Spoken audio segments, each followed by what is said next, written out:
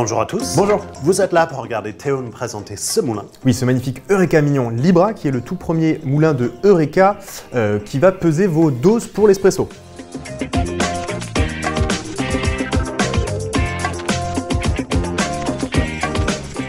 Alors, c'est un petit triche aujourd'hui, parce que ce moulin, on l'a déjà vu. Parce que ça fait un moment qu'on utilise dans quelques vidéos, Tout à fait. Théo. Parce qu'on l'a déjà utilisé dans la Bianca V3, la Bianca V3.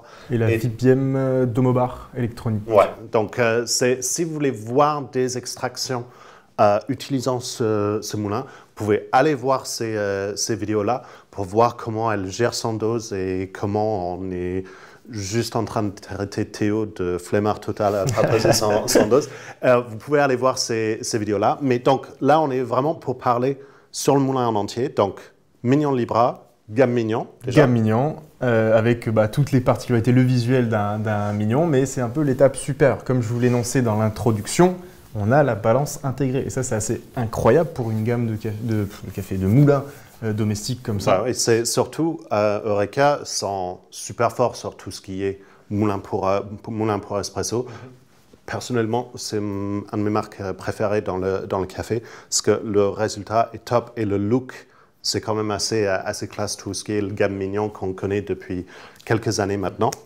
Et donc, premier qui pèse, mais avant qu'on l'allume, est-ce qu'on peut parler un peu spec sur les choses? Parce qu'on a des meules de combien maintenant dans ça? Meules de 55 mm. Donc, ce qui est très bien pour du domestique. Parce que même dans les mignons, il y en a une qui a des meules en 60. C'est quand même trop gros pour du domestique, mais c'est cool. 55, c'est très bien. Quelle finition? On est sur de l'inox. OK. Donc, ça, c'est plutôt correct.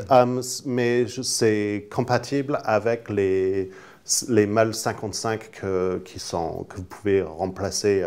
Il y a du titane, il y a du Diamond Inside aussi. Diamond Inside qui vont durer tellement longtemps que même vos enfants n'auront pas besoin de changer les meules sur le moulin. Pour l'entretien, quand même, ouais. je me permets de le dire. Et trémie de 250. 250. Donc c'est top pour des petits paquets, ça permet aussi au café de ne pas s'éventer. Ce qui est important. Vous avez le petit clapet ici pour fermer et ouvrir, pour faire l'entretien du moulin, mais on y viendra un peu plus tard. Un peu plus tard. Et aussi, ce qui est cool chez Eureka, c'est qu'il en existe des trémies fumées et même des trémies avec un système de blow-up pour nettoyer le surplus du moulin quand vous êtes en mode de nettoyage. Donc ça aussi, c'est super cool aussi. Donc vraiment un truc complet. Mais on va l'allumer, on va vous montrer comment ça marche. On va s'en servir un petit peu. Déjà, moi je voulais allumer le petit bouton sur la droite. On a le visuel qui est type Eureka Mignon, mais c'est ultra simple de s'en servir. C'est bien visuel et je pense que le mieux c'est on a pris une balance pour vous montrer un peu tout ce qui est précision, etc. C'est quand même ça l'intérêt de la chose. Donc, mon porte-filtre, je vais mettre dessus, mon porte-filtre super lourd, venir le tarer, je le place sur le petit revêtement en caoutchouc, et c'est pour le lancer, c'est juste, j'appuie. Complètement. Il va tarer très rapidement, on voit à peine une seconde pour envoyer la dose café, donc c'est quand même très très rapide. Il s'ajuste. Et là, je suis censé avoir mon 10 grammes. J'espère bien. Qu'on va aller vérifier quand même, parce que c'est ça l'intérêt. 10 grammes pile. 10 grammes pile. Mais ça, c'est top. Et ce qui est...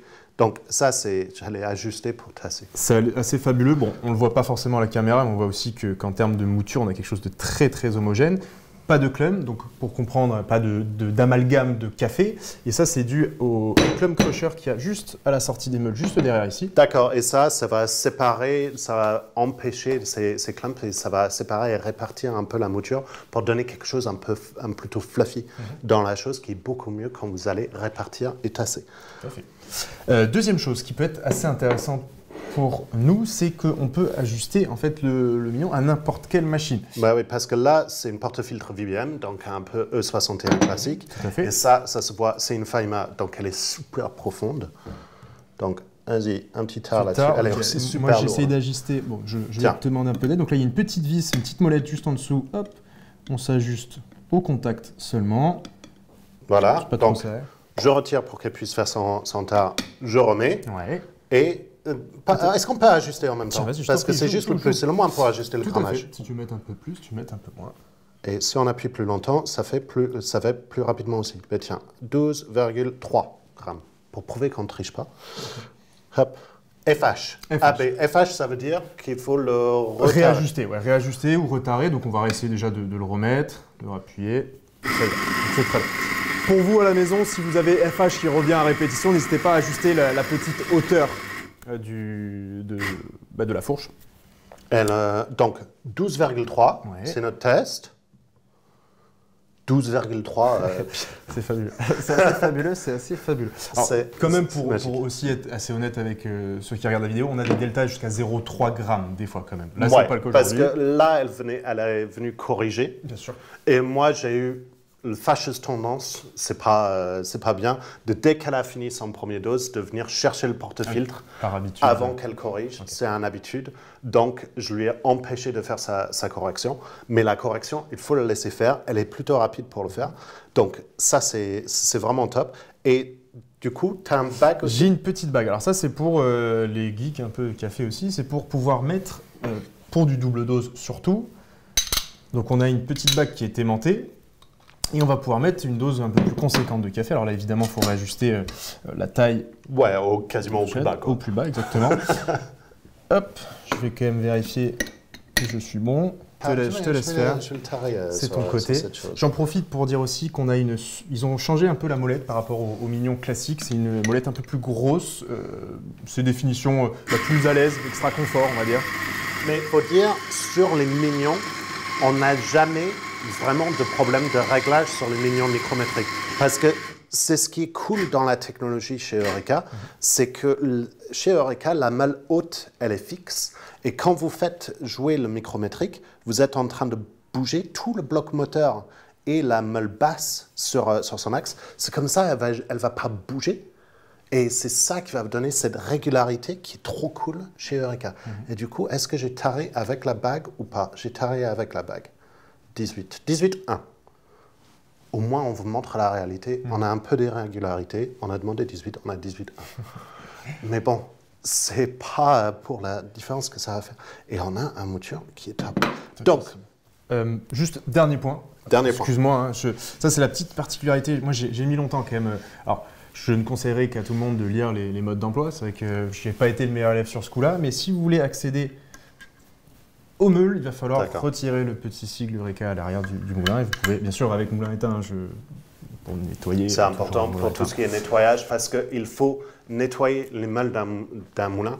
C'est forcément en ouverture, vous pouvez le faire une fois par mois, mais le petit sachet ou les petits grains pour le nettoyage moulin, c'est très important de le faire au moins une fois par semaine si vous êtes en domestique ou tous les jours si on est un professionnel pour retirer ces huiles qui vont sur les meules. C'est très important parce que c'est ça qui va vous donner un goût rance dans votre café. Donc, très important de nettoyer votre moulin. Donc, pour finir sur la Libra, un petit moulin qui est incroyable. C'est peut-être un moulin espresso qu'on préfère en ce moment pour du domestique.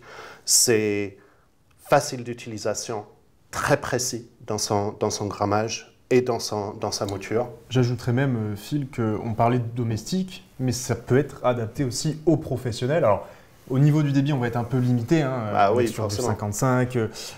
Alors, ce qui est intéressant aussi, c'est cette silent technology. Donc, ils ont mis 64 décibels grand maximum, donc c'est assez silencieux. Néanmoins, pour faire des gros volumes, on va être limité. Mais pour un déca, pour un café du mois ou une gamme pour avoir plusieurs moulins, si vous êtes vraiment une coffee shop qui marche à la recette de différents types de café, c'est parfaitement adapté pour ça aussi. Donc, si ce moulin Eureka Libra, mignon Libra, vous intéresse, vous pouvez le retrouver chez nous ici. Pour vous abonner à notre chaîne et voir toutes les vidéos dès que ça sort, c'est juste là.